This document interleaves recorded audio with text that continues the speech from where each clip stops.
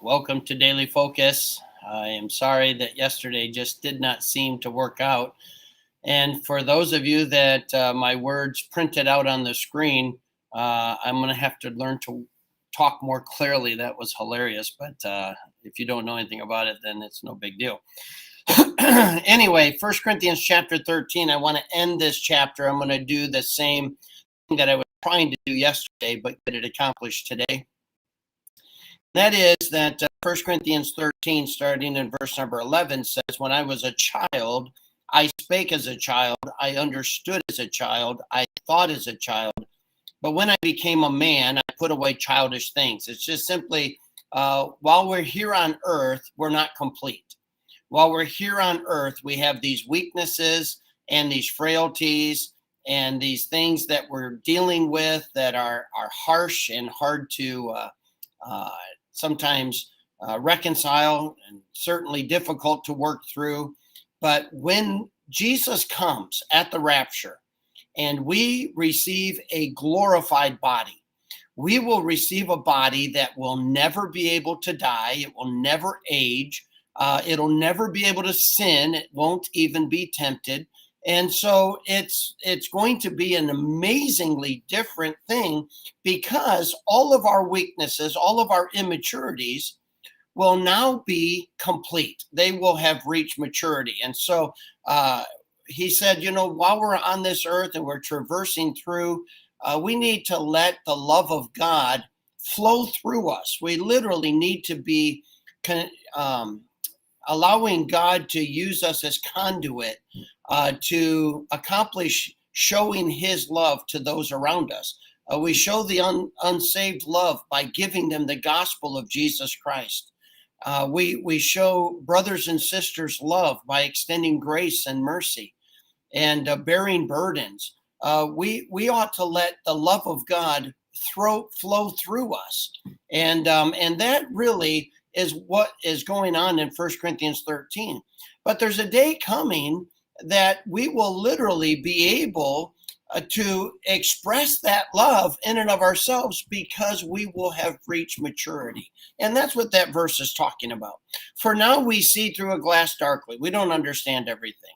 But then face to face. Now I know in part, but then shall I know even as I have been known. And now abideth faith, hope, and charity, these three, but the greatest of these is charity or agape love.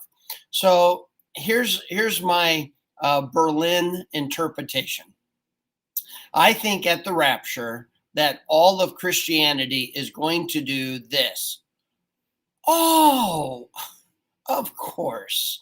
In other words, we see through a glass darkly. There's so much we don't understand. We don't understand why that happens and why God tolerated that and why he was so long suffering over here and why he did this and there's a lot of things that because we are not in full maturity, we don't understand it. It's much like parents making decisions. Children sometimes go, "That's not a good decision." Well, it's because they don't understand life at that level. They don't understand really even what is a good decision. And by the way, side note, this is why we shouldn't have child-centered homes.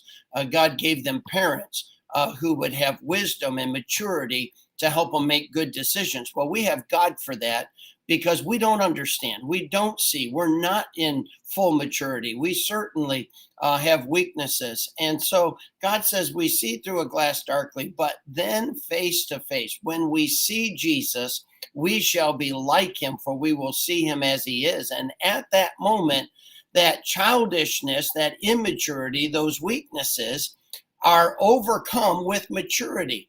And we will know, even as we have been known. And I believe that everyone's going to go, "Oh, yeah, of course, God knew exactly what he was doing. He can only do what's right. He has done what is right.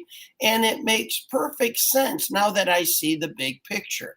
And that's really what we have coming one day. So what is it that will help us today while we wait for that day? Well, God says we walk by faith and not by sight. In other words, we need to trust God. We need to believe him. We need to allow his word to be our wisdom and our strength. We need to not question God. We need to make sure that we're not trying to take our weaknesses and our immaturity and to somehow try to correct perfection.